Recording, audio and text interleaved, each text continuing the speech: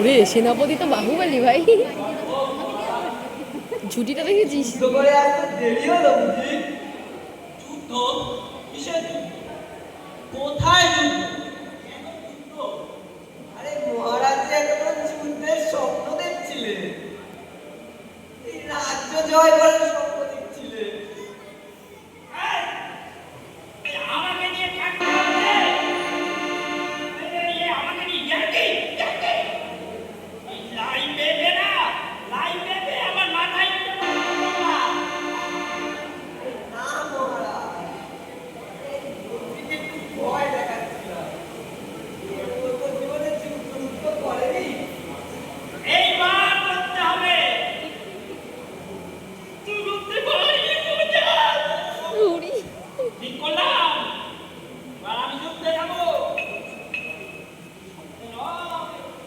সত্যি সত্যি যুদ্ধ। এই মধ্যে তুমি আমার যুদ্ধ করার ব্যবস্থা করো।